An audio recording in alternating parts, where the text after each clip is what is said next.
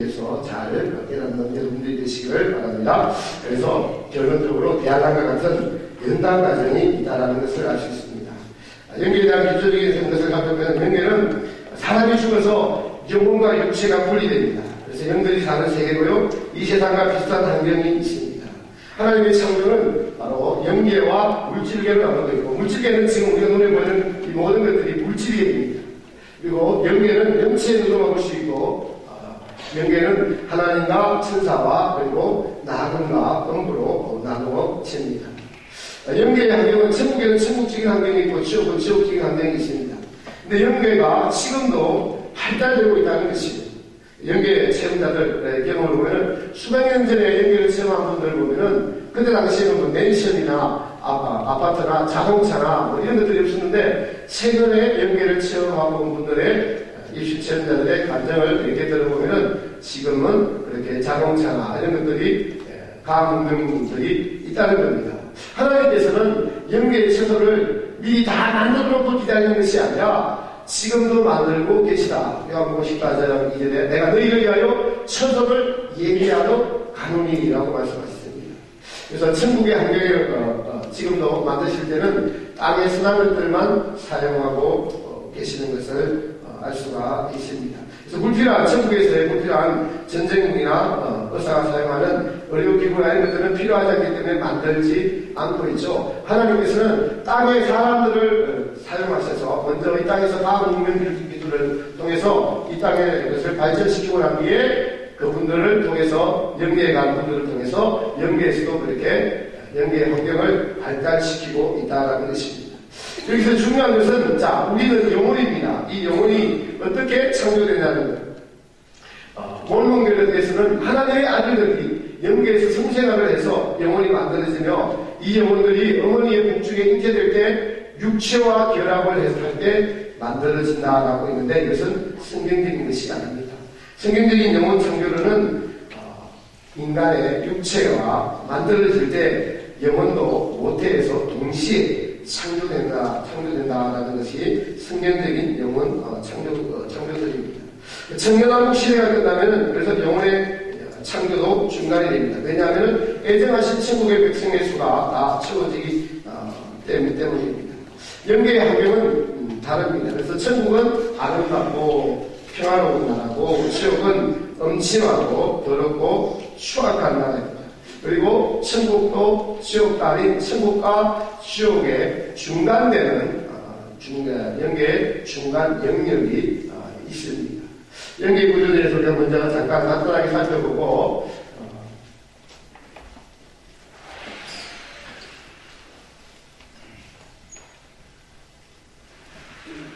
간단하게 살펴보면은 사람들은 대부분 우리 발달한 개신교가 발달한 곳에서는 천국과 지옥이 있다. 천국과 이렇게 지옥으로만 되어 있다. 이렇게 생각을 합니다. 근데 우리가 여러분 잘 알고 있어요. 성경은 하나님께서는 이걸 여러분 항상 기억해야 돼요. 행한 대로 갚으시는 상불의 원리를 갖고 있습니다. 잘못 들으면 여기가 율법적으로 들리는데 결코 율법이 아니다. 이거 율법적이 아니다. 제가 잠깐만 먼저 설명을 드리면, 우리가 출애굽을 해서 가나안 땅까지 가려면 예수님의 보혈의 은총으로 출발할 때 어린 양의 문설주와 임방에 피를 받고 그 피를 믿는 믿음을 가지고 강야를 갑니다. 강야를 가는데 두 가지. 하나는 하나님의 계명을 이쪽에서는 순종하는 거고, 순종. 자, 그런데 여러분 완전히 순종을 합니까? 못하죠. 순종을 못하면 뭐가 필요합니까?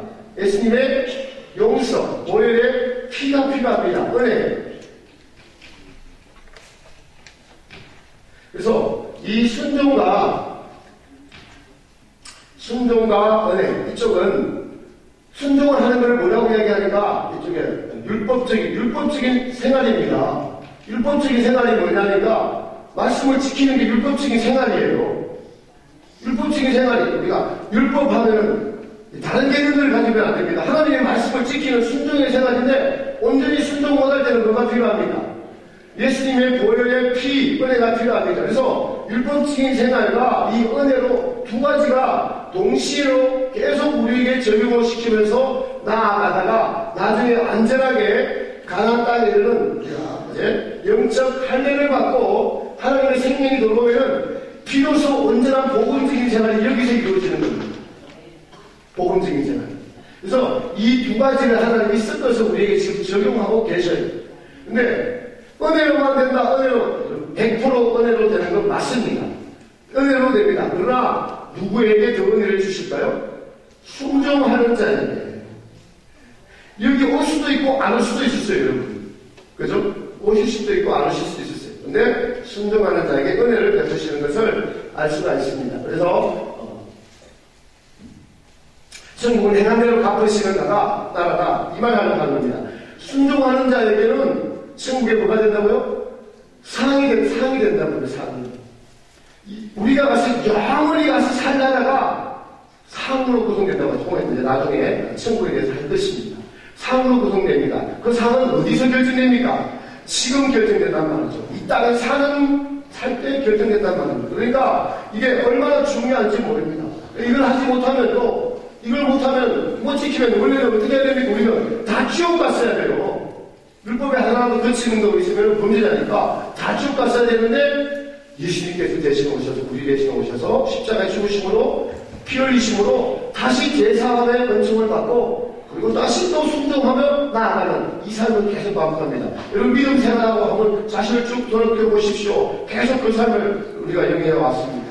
천국은 행한 대로 갚으시는 나라이기 때문에 하나님 보좌가 있고 천국은 3층, 2층, 1층 이렇게 구성이 되어 있습니다. 그리고 지옥도 천국과 대칭되도록 이 땅에서 그것도 행한 대로 갚은 나라도 지옥입니다.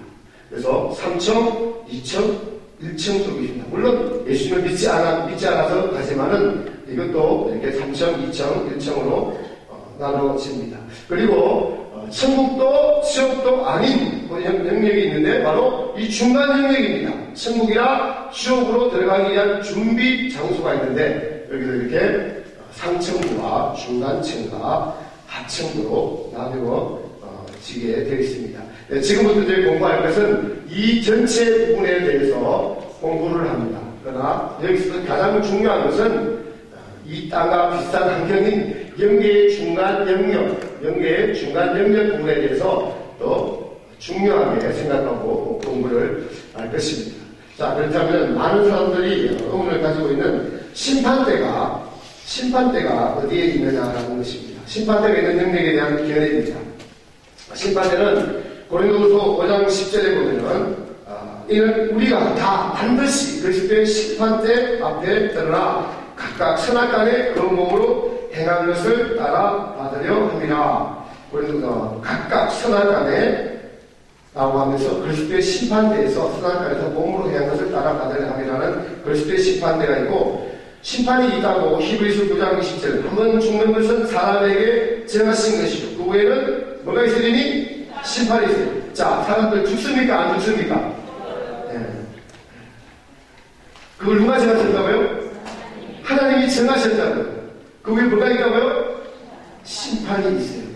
분명히 심판이 있다고 이야기하고 있습니다. 자, 여기서 더 이상 다른 생각하지 마시기 바랍니다.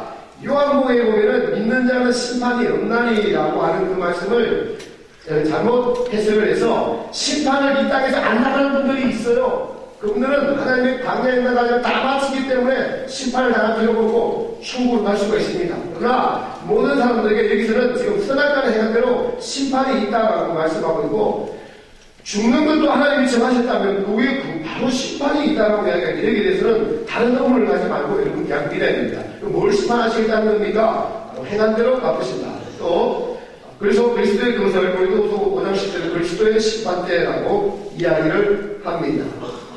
또 로마서 4장 10절 12절에는 여러분 가진 교재를 한번 읽어볼까요? 교재 책 한번 보시기 바랍니다. 같이 한번 읽어봅니다. 시작. 우리가 다 하나님의 심판대 앞에 서리라. 기록되었으되 주께서 가라사대 내가 사랑하노니 모든 무력이 내게 꿇을 것이요 모든 혀가 하나님께 자백하리라 하였느니라. 이러므로 우리 가인이 자기 일을 하나님께 짓고 하리라. 아멘. 여기 보니까 하나님의 심판대라고 말씀하고 있습니다. 우리가 다 하나님의 심판대 앞에 서리라 라고 말씀하고 있습니다. 모든 혀가 모든 무력이. 또 그리고 계시록 20장 11절에서 15절에 보면은 백보자 심판대라고 있습니다. 백보자 심판대. 제가 읽어드릴게요. 또 내가 크고 흰 보좌와 그의 앉으신 자를 보니 땅과 하늘이가 앞에서 피하여 간되었더라. 또 내가 보니 죽은 자들이 무릎 위에 서고 그 보좌 앞에 섰는데 책들이 펴있고 또 다른 책이 펴졌으니 곧 생명책이라. 죽은 자들이 자기 행위를 따라 책들에 기록된 대로 심판을 받으니 바다가 그 가운데 죽은 자들을 내어주고 또 사망가운데도 그 가운데서 죽은 자들을 내어주니 각 사람이 자기 행한 대로 심판을 받고 사망가운데도 불못에 던지우니 이것의 둘째 사망 곧 불못이니라. 백보자 심판대가 있다고 말씀하고 있습니다. 그래서 심판대가 분명히 있다고. 그리스도의 심판대, 또 하나님의 심판대, 백보자 심판대. 성경에 이렇게 심판대를 세 군데가 있다라고 말씀을 하고 있습니다. 그렇다면 중요한 것은 이 심판대가 있는 장소는 어딘가라는 것입니다. 이 심판대가 있는 장소가 어딘가. 계시록 방금 읽은 제가 20장 11절에 보면 하늘과 땅이 피하여 간되었다라고 말하고 있습니다. 물질계와 이 땅이 아닌 하늘이 보이지 않는다. 그래서 이 땅이 아닌 것을 알 수가 있어요. 그렇다면 여러분요, 물질계가 아니고 아니면은 천국에 심판대가 있다는 말입니까? 아니면 지옥에 심판대가 있을까요? 천국은 뭐 가지고 갈 수 없는 나라? 죄 가지고 갈 수 없는 나라이기 때문에 죄에 관한 것은 심판을 받고 들어가는 나라가 천국입니다. 그러면 지옥에 심판대가 있을까요? 지옥은 심판을 받고 들어가는 나라가 지옥이에요. 그렇다면 천국과 지옥이 아니라면 어디에요? 중간 영역에 심판대가 있음을 우리가 알 수가 있습니다. 또한 예수님의 말씀입니다. 베드로전서 3장 19절에 보면 저가 또한 영으로 옥에 있는 영들에게 전파하시니라 이렇게 말합니다. 이 말씀은 예수님께서 직접 영으로 옥에 있는 자들에게 복음을 전파하시나라고 말씀하고 있습니다. 또 베드로전서 4장 6절에 보면 이를 위하여 죽은 자들에게도 복음이 전파되었으니 이는 육체로는 사람처럼 심판을 받으나 영으로는 하나님처럼 살게 하려 함이니라. 이 땅에서 구원받지 못한 사람들에게 사후의 영계에서 복음을 듣게 하여 구원을 얻게 하시는 주님의 뜻이 있는 것을 알 수가 있습니다. 베드로전서 3장의 이 말씀은 노아 당시에 8명밖에 구원을 얻지 못했는데 그 이외의 사람들을 예수님께서 복음을 전하신다고 말씀을 하고 있습니다. 여기서 잠깐 우리가 알 수 있는 것은 예수님하고 노아 당시에는 많은 세월의 차가 있는데 그 사람들을 예수님이 가서 복음을 전했다. 그래서 영계의 시간은 1000년이 하루 같고 하루가 1000년 같은 것입니다. 그래서 예수님 가서 뭐를 전했다고요? 복음을 전했다. 그 장소가 그게 어디라고요? 옥이라는 것이. 이 지옥에 가서 복음을 전하는 건 아니겠죠. 지옥은 심판받아 지옥 가야 될 사람들이 간 겁니다. 그래서 죽은 사람들에게 복음이 전파되는 장소가 있는데 그것이 어딜까요? 천국일까요? 지옥일까요? 중간에 심판받는 능력이 있다는 거예요. 심판받는 장소가 있다는 것을 알 수가 있습니다. 이것을 뒷받침해주는 구절이 성경이 고린도전서 3장 12절 15절입니다. 여러분 같이 한번 읽어봅니다. 시작해 시작. 만일 누구든지 금이나 은이나 보석이나 나무나 풀이나 짚으로 이 터위에 세우면 각각 공력이 나타날 텐데 그날이 공력을 밝히리니 이는 불로 나타내고 그 불이 각 사람의 공력이었다는 것을 시험할 것입니다. 만일 누구든지 그 위에 세운 공력이 그대로 있으면 상을 받고 누구든지 공력이 불타면 해를 받으리니 그러나 자기는 구원을 얻되 불 가운데 얻은 것 같으리라. 아멘. 요걸 해석을 잘 해야 됩니다. 요걸. 만일 누구든지 여기서 금이나 은이나 보석에 대한 공력이 있습니다. 공력이라는 것은 땅에서 행한 모든 우리의 행위, 예수님을 믿고 난 후에 이 땅에서 모든